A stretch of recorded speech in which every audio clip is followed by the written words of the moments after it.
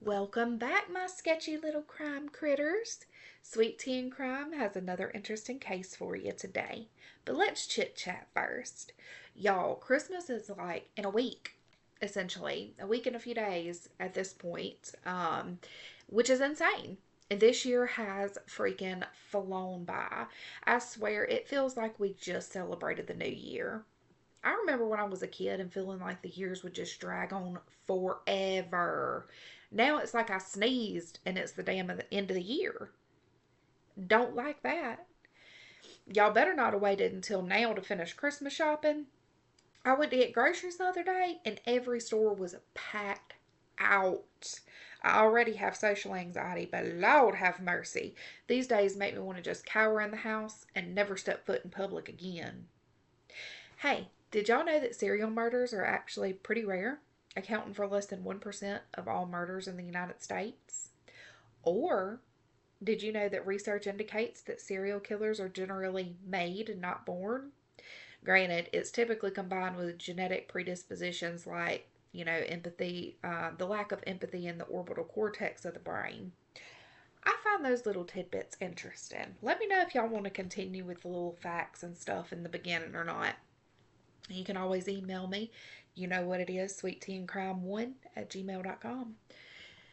Okay, so today we are taking it way back to the 1800s. Now we're going to be talking about a con artist and serial killer, H. Holmes. And he's considered to be one of America's first serial killers. I cannot even begin to explain to y'all how truly demented this guy was, but I'm sure going to try to get the point across. So let's get into this. Holmes had a rap sheet that was so long, it honestly probably needed a damn table of contents. It was so long. It consisted of insurance fraud, swindling, horse theft, forgery, 3 to 4 bigamous marriages, and of course murder. So let's get some background history on this little fella. Holmes was born as Herman Webster Mudgett on May 16, 1861 in Gilmanton, New Hampshire. He was the third child of Levi Horton Mudgett and Theodate Page Price. Side notes, his parents were descended from the first English settlers in the area. Nice little tidbit for you. His father was a farmer, house painter, and trader. He was reportedly an alcoholic who did beat the children. Um, Holmes had 3 siblings. The 2 oldest were Ellen and Arthur, and then the youngest was Henry. Holmes graduated with honors from Gilmanton Academy when he was 16. I will say, I've noticed that oftentimes in these cases, the perpetrators were known to be intelligent. I know in several cases we've talked about that, and I always find that interesting. But anyhow, he was often bullied by classmates due to his academic abilities. At one point, the classmates made him stand in front of a human skeleton and put the skeleton's hands on his face, and the little shits were trying to scare him, is what they were trying to do, which they did succeed initially. However, Holmes later did say that it was an intriguing experience and helped him overcome some of his worries. It did lead to him developing an obsession with death, and he started dissecting animals, so he did kind of attribute his crazy to that a little bit, but who knows?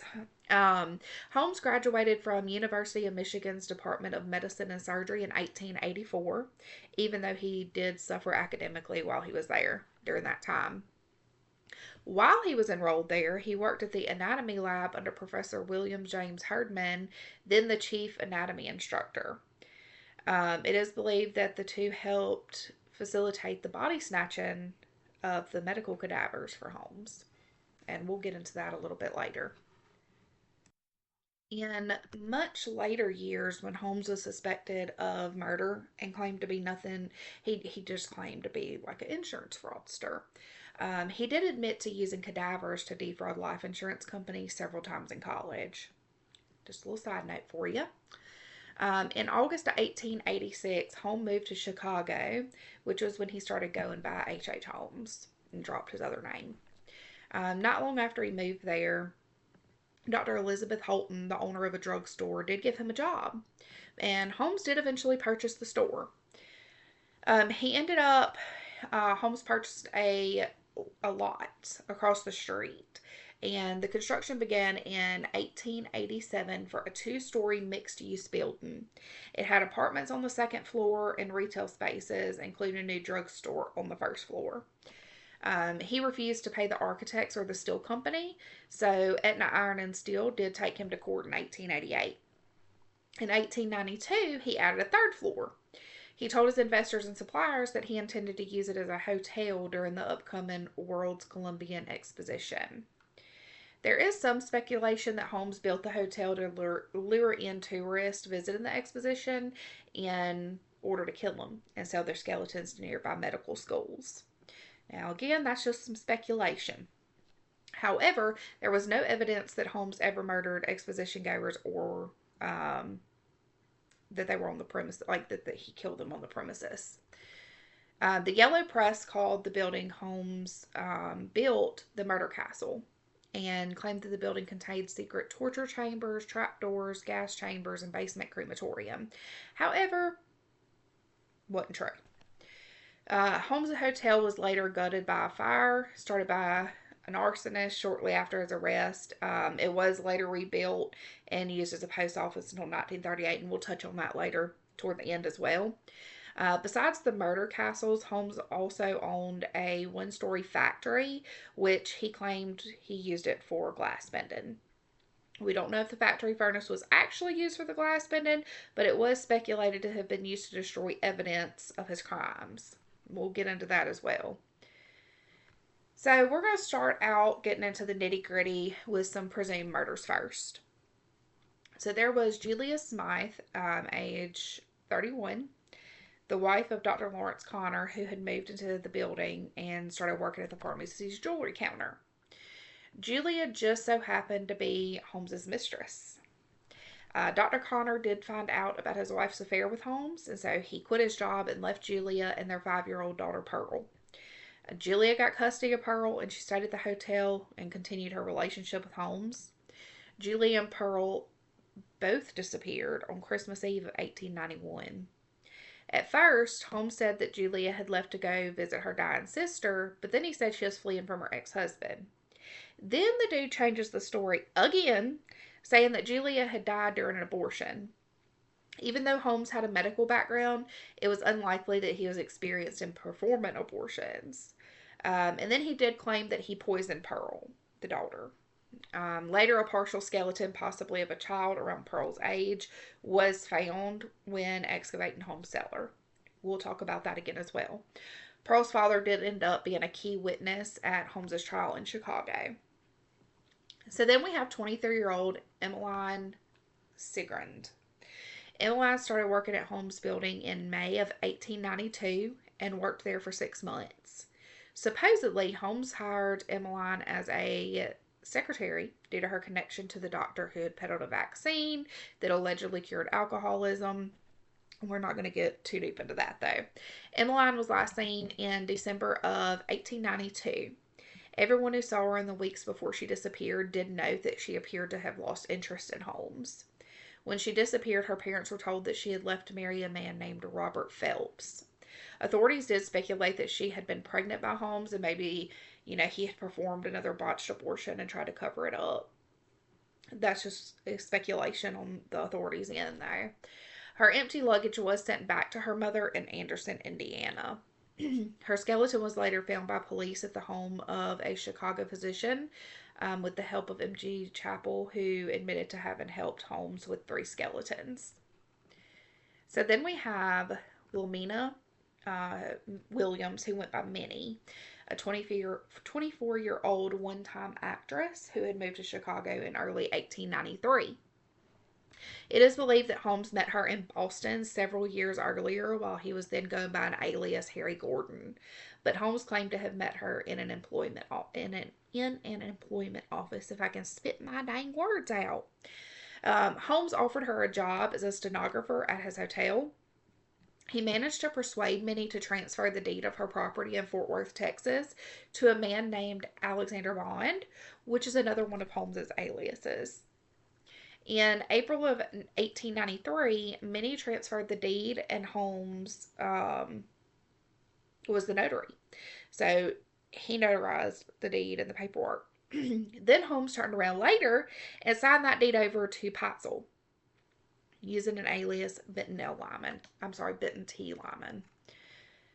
Holmes and Minnie started telling people that they were husband and wife. They rented an apartment in Chicago's Lincoln Park. Minnie's younger sister, Anna, who went by Nanny, she was 18 years old, and she came to visit them. On July 5th, 1893, she wrote a letter to her aunt saying that she planned to accompany Brother Harry to Europe. In the letter, she wrote, Brother Harry says you need never trouble any more about me, financially or otherwise. He and sister will see to me. I hope our hard days are over. After that, neither Minnie nor Nanny were ever seen alive again.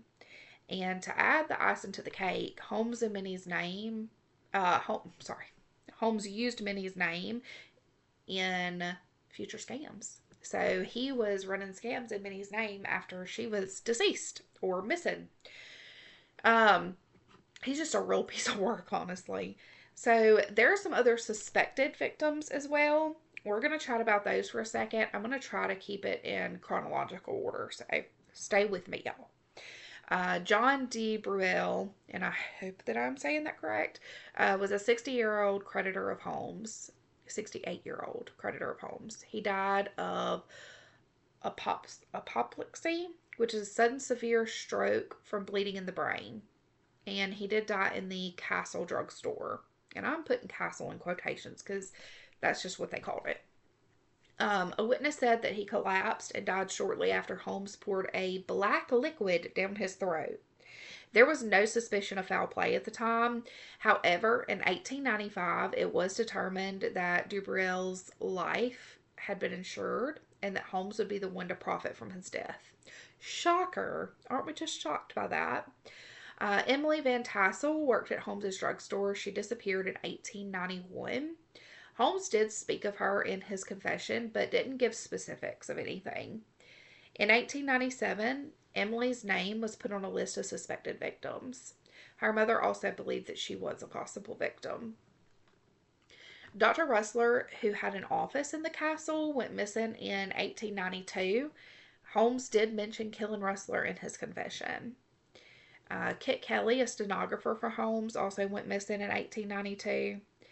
In 1893, John Davis of Greenville, Pennsylvania, went to the 1893 World's Fair and vanished. In 1920, he was declared legally dead. Harry Walker of Greensburg, Indiana, went missing in November of 1893. Allegedly, he insured his life to Holmes for $20,000 and wrote to friends that he was working for Holmes in Chicago. Again, not surprising. This dude was just a really good con artist, sounds like.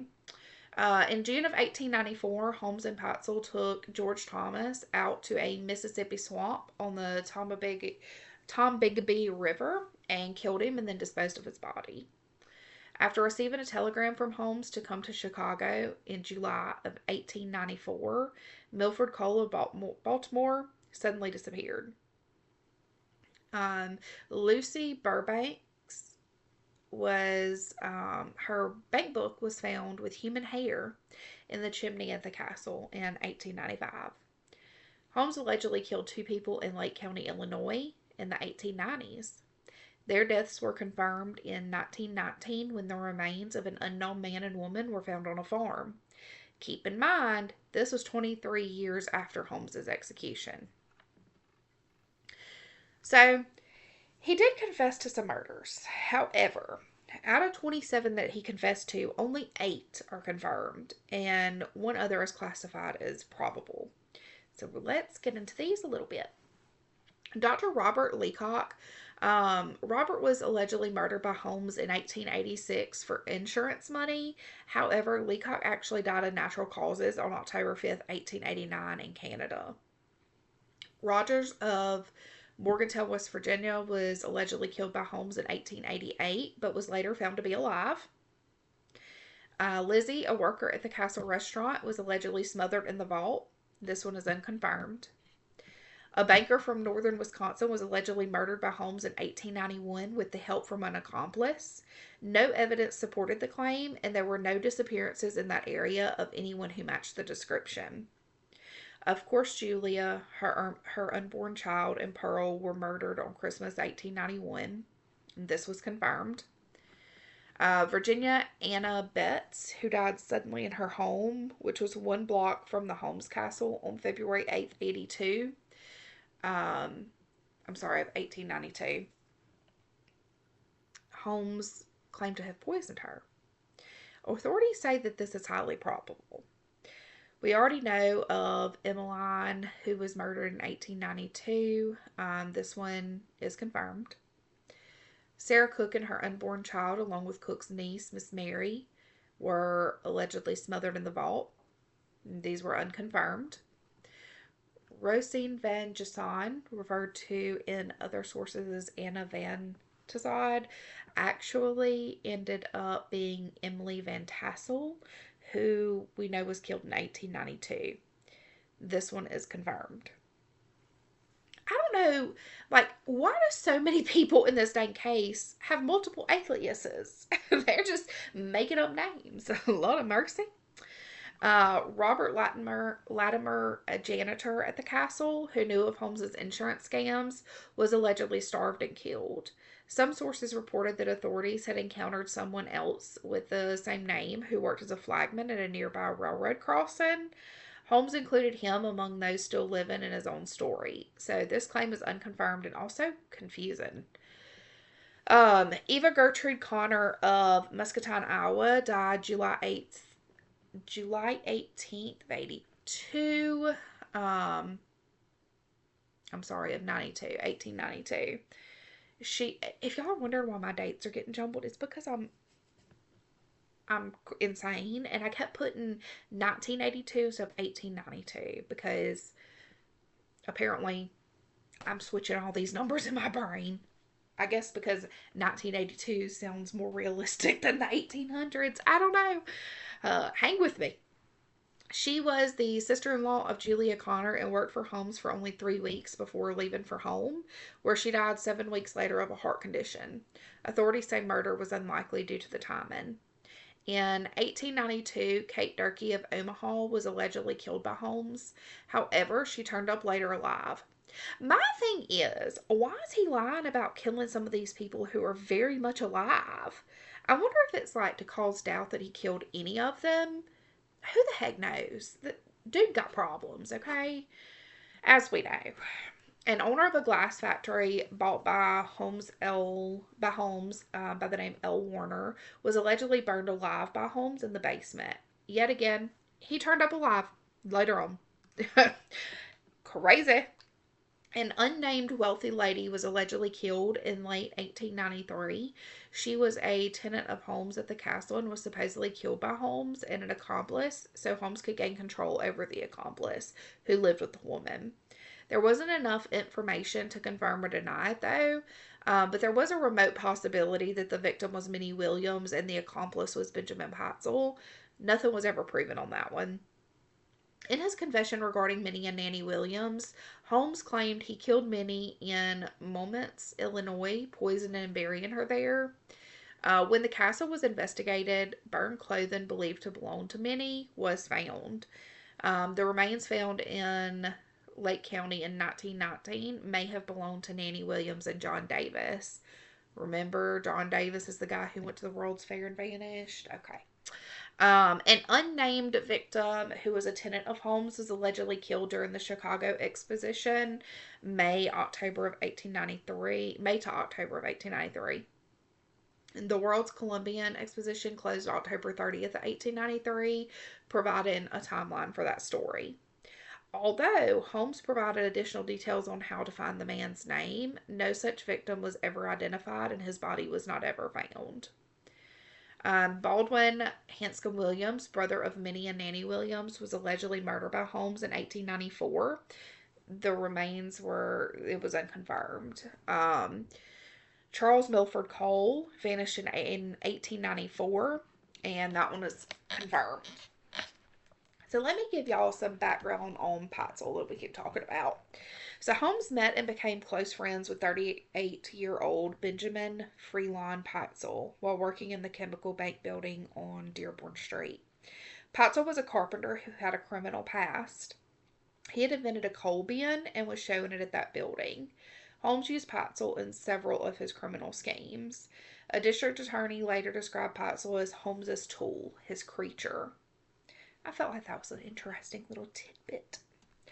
So in July of 1894, Holmes left Chicago because insurance companies were pressing to prosecute him for arson. He went to Fort Worth, where he had inherited that property from the Williams sisters. Well, I would like to say he conned them. It was at the intersection of modern day Commerce Street and 2nd Street. He once again attempted to build an incomplete building without paying the suppliers and contractors. In July of 1894, Holmes was arrested and briefly thrown in jail for the first time. He was charged with selling mortgage goods in St. Louis, Missouri. He was bailed out, but while he was in jail, he started talking to a convicted outlaw named Marion Hedgepeth, who was serving a 25-year sentence. So old Holmes boy had come up with a plan to swindle an insurance company out of $10,000 by taking out a policy on himself and then faking his death. Holmes promised Hedgepeth a $500 commission in exchange for the name of a lawyer that he could trust. Hedgepeth gave him the name of a young attorney named Jephthah Howe. Howe. Let's go with Howe. Howe thought Holmes's scheme was brilliant and agreed to participate in it. But Holmes' plan to fake his death did fail. The insurance company got suspicious and refused to pay. Holmes didn't press the claim, but he did concoct another plan similar to this one with Patzel. Patzel agreed to fake his own death so that his wife could collect a $10,000 life insurance policy. He agreed that he would split it with Holmes and Howe. They sat down and came up with this plan where Patzel would go by the name B.F. Perry as an inventor. It was set to take place in Philadelphia. They decided the best way for the alias to die is to be killed by a lab explosion. That way it would disfigure him.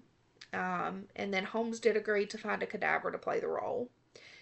However, instead of Holmes following the plan, he killed Patzel on September 4th, 1894. He knocked Patzel unconscious with chloroform and then set his body on fire with benzene. You know, never should have trusted him, Patzel. During Holmes' confession, he told them that Patzel was still alive after he used the chloroform on him, but then he set him on fire. Just a horrible person. Like, he is just horrible. However, there was forensic evidence at Holmes' trial showing that chloroform was administered after Patzel's death, presumably to stage a suicide to exonerate Holmes if he was charged with murder. Here's another kicker for you. Holmes got the insurance payout for Patzel's death. Then this insane man manipulated Patzel's wife, Carrie, into giving custody of 3 of her 5 children to him. The children put in his care were Alice, age 13, Nellie, age 9, and Howard, age 7. Holmes and the 3 children traveled through the northeastern United States and into Canada. Holmes had told Carrie that her husband was alive and hiding in London. He was also lying to her about the whereabouts of the 3 children. Let's add yet another layer here. All the while this was going on, he was staying at another location with his current wife, who was completely unaware of any of this that was going on. I guess he was like bouncing between the different locations. Later, Holmes confessed to murdering Alice and Nellie on October 25th, 1894 by forcing them into a large trunk and locking them inside. He drilled a hole in the lid of the trunk and put one end of a hose through the hole. The other end was attached to a gas line. Awful. Awful. Holmes buried their nude bodies in the cellar of his rental house. A Philadelphia police detective, Frank Geyer, was assigned to find the 3 missing children. In June of 1894, Geyer found the decomposed bodies of Alice and Nellie in the cellar of that house. The detective wrote, "The deeper we dug, the more horrible the odor became, and when we reached the depth of 3 feet, we discovered what appeared to be the bone of the forearm of a human being." Geyer discovered unsent letters written by the children that Holmes had kept. And that discovery led to more investigations of Holmes' Chicago property and then led them to Indianapolis, where Holmes had rented a house. Holmes was reported to have visited a pharmacy there to purchase the drugs which he used to kill Howard Patzel on October 10th, 1894. He also went to a repair shop to sharpen the knives he used to chop the body before he burned it. The boy's teeth and bone were discovered in the Holmes chimney. Absolutely fucking terrible. Fucking terrible. Now let's get into this disgusting man's capture and execution. Holmes was arrested in Boston on November 17, 1894. He was held on an outstanding warrant for horse theft in Texas because the authorities had become more suspicious and it appeared that he was poised to flee the country with an unsuspecting wife. In July of 1895, after Alice and Nellie's bodies were found, authorities and reporters started investigating Holmes' building in Inglewood. You remember, the castle. Only circumstantial physical evidence was found. A piece of bone possibly from Julia Connor, remains of a child possibly Pearl Connor, a burned gold watch chain and burned dress buttons possibly belonging to Minnie Williams, and human female hair found in the chimney. Holmes would be tried for the murder of Patzel in Philadelphia, which was the clearest case for murder that they had. In October 1895, Holmes was put on trial for the murder of Benjamin Patzel and was found guilty and sentenced to death. By this point, it was clear that Holmes had also murdered the 3 Patzel children. After this creature of a man was convicted, Holmes confessed to the 27 murders in Chicago, Indianapolis, and Toronto. He also confessed to 6 attempted murders. Holmes was paid $7,500 by the Hearst newspapers in exchange for his confession. On May 7, 1896, Holmes was hanged. The entire time, Holmes remained calm. He didn't show any sign of fear, anxiety, or depression. He did ask that his coffin be encased in concrete and buried 10 feet deep because he was worried body snatchers would steal his body and use it for dissection. When he was hung, his neck did not break. He strangled to death slowly. He was still twitching for about 15 minutes before being pronounced dead. Holmes' body was put in an unmarked grave at Holy Cross Cemetery in Pennsylvania. I have some more interesting tidbits for y'all. The former caretaker of the castle, Patrick Quinlan, committed suicide. His body was found in his bedroom with a note that read, "I couldn't sleep." His family members said that Patrick had been having hallucinations and claimed to have been haunted for several months. Interesting, isn't it? In August of 1895, the castle was damaged by a fire. 2 men were spotted entering the back of the building at 9 p.m. About half an hour later, they were seen running away. There were some explosions and the castle went up in flames. Investigators later found a gas can under the back steps of the building.